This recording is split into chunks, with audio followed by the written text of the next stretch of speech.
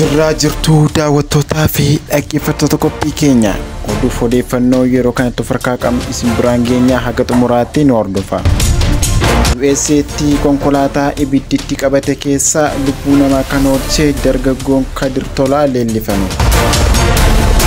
Kadir Tolaa fi namoonni biraa daandii guddicha Saint Paul Minnesota keessatti argamu gubbaa konkolaataan osoo deemanuu konkolaataa daandii qarqaratti balaan mudatee boba'aa jirutti ba'an. Konkolaataa ibidditti qabate kana keessa maanguddoo tokkotu ture. Kadir konkolaataa boba'aa jiru bira darbuu hin feene.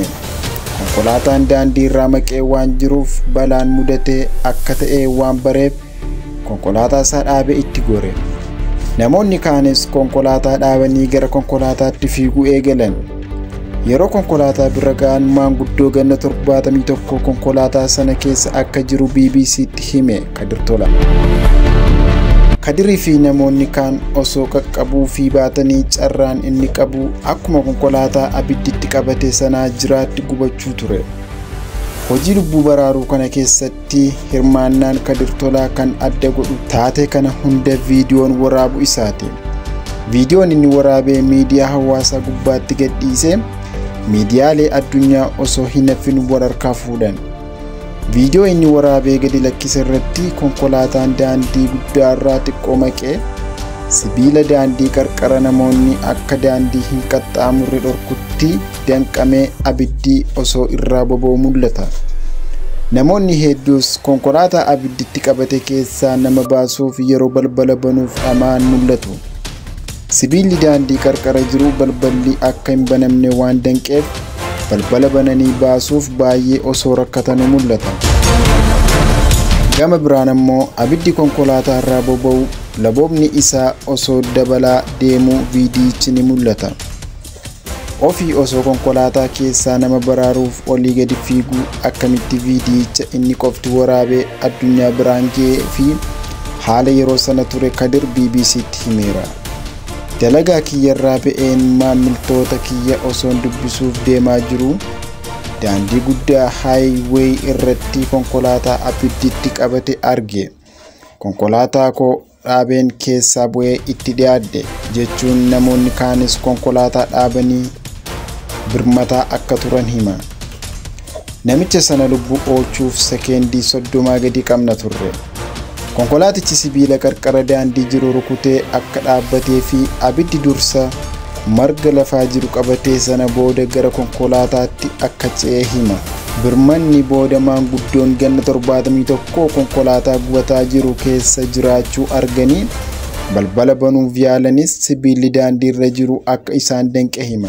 Sibiilli ulaa qabee waan tureef dhiibnee banuu hin dandeenye.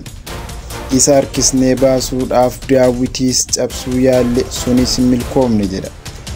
Viidiyoo inni qooda irratti namoonni foddaa konkolaataa waan ittiin cabsan asiif achi fiiganii osoo barbaadanuu ni mul'ata. Ergasii warri karaa guddaa irratti nama gargaaran keessaa namichi tokko dhufee daawwitii cabsee harkisnee keessaa baasnee akkuma nuti baasneen ibiddi konkolaataa hunda fudhate. Sekeendii 30 gadi qabna turre. Namicha sana lubbuusaa baraaruudhaaf jechuun haala ture hima. Viidiyicha irratti yeroo namoonni karaa foddaa cabee namicha harkisanii baasan loboomni abiddaa akka malee dabalee isaaniyyuu sodaachisaa ture. Konkolaatuma kiyyatu viidiyoo waraabe.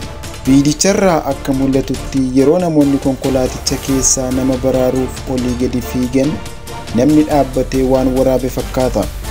Kadir garuu namootuma wajjin ifaajuu malee dhaabbatee viidiyoo waraabaa akka turre hima.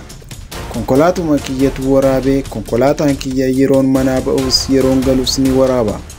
Konkolaatuma kiyyatu akka tasaa waraabe malee namni dhaabbatee waraabe hin jiru jechuun yeroo sana lubbuu baraaruuf malee inni waa'ee viidiyoo waraabuu quba akka hin qabne BBC'tti hime. Viidiyoo konkolaataan isaa waraabe kana Kadir erga miidiyaa hawaasaa irratti gadi lakkisee namoonni hedduun qoodaniiru. Namoonni hedduus isa galateeffataniiru. Konkolaatichi kaameraa 4 qaba. Dudduuba fuuldura cina lamaanii kaameraa qaba. Kallattii 4 waraabe. Kanaaf namni viidiyoo akkana arganii hin beekan ta'ee addunyaa mara walga'e jechuun biyyoota garaagaraa fi miidiyaalee idil addunyaa irratti isa dubbisuuf akka itti bilbilan hima. Akkasumas namoonni hordoftoota miliyoonaan qaban viidiyoo konkolaataan isaa waraabe maxxansuun namoonni miliyoona hedduu akka ilaalanis hima Kadir. Namichi tokko X gubbaatti gadi dhiisee sa'aatii 9 keessatti namoota miliyoona 16 kan ta'utu ilaale jechuun viidiyoo inni gadi dhiise hedduu qoodamuun namoota miliyoona hedduu bira ga'u hima. Daawwattoota keenya oduuf odeeffannoon isin dhiyeessine kan odeeffannee BBC Afaan Oromoo irraa waan dhaggeeffattaniif guddaa galatooma.